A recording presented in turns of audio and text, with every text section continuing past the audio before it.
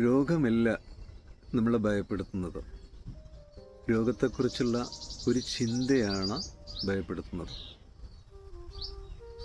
ഈ ചിന്തകൾ ശക്തമാകുമ്പോൾ നമ്മുടെ വികാരങ്ങൾ ശക്തമാകും.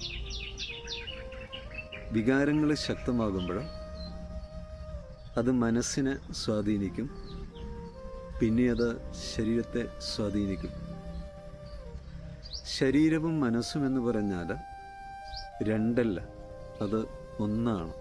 മനഃശരീരം എന്ന് പറയും. ഒരു രോഗമുണ്ടാകുമ്പോൾ അവിടെ നമ്മളിൽ ഉണ്ടാകുന്ന വികാരം, ഉത്കണ്ഠ, ഭയം, ഇതാണ്. ഇത് മനസ്സിൻ്റെ സൃഷ്ടിയാണ്.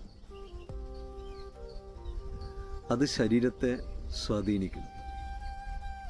അപ്പോഴാദ്യം നമ്മൾ മനസ്സിനെ ശാന്തമാക്കണം. ശരീരത്തിലെ രോഗത്തെ ശാന്തമാക്കാൻ നമ്മൾ ആദ്യം ചെയ്യേണ്ടത് അതാണ്.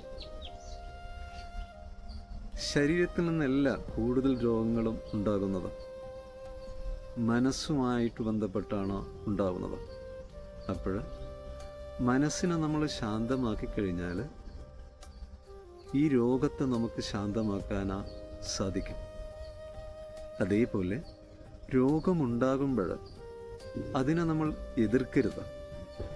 എതിർക്കുമ്പോൾ അത് നമ്മളിൽ ശക്തമാവുകയാണ് ചെയ്യുക. അതിനെ സ്വീകരിക്കുകയാണ് വേണ്ടത്. നമ്മൾ മരുന്ന് കഴിക്കണം, എന്നിട്ട് നമ്മൾ ഉള്ളിൽ ഇങ്ങനെ പറയണം, ഇപ്പോഴ് എൻ്റെ അവസ്ഥ ഇതാണ്, ഈ അവസ്ഥയുമായിട്ട് ഞാൻ പൂർണ്ണമായിട്ട് പൊരുത്തപ്പെട്ട് പോവുകയാണ്. ഈ ഒരു ചിന്തയോടുകൂടി അതിനെ സ്വീകരിക്കുന്ന സമയത്ത് നമ്മുടെ മനസ്സ് ശാന്തമാവും. ഈ ശാന്തി രോഗത്തെ ശാന്തമാക്കാൻ സാധിക്കും. ജീവിതത്തെ എതിർക്കുകയല്ല വേണ്ടത്, ജീവിതത്തെ സ്വീകരിക്കുകയാണ്, ജീവിതം നൽകുന്നതിനെ സ്വീകരിക്കുകയാണ് വേണ്ടത്. അതാണ് ജീവിതത്തെ ശാന്തമാക്കുന്നത്. അപ്പം അതിനുള്ള കഴിവ് നമുക്കുണ്ടാകട്ടെ എന്നുള്ള പ്രാർത്ഥനയോടെ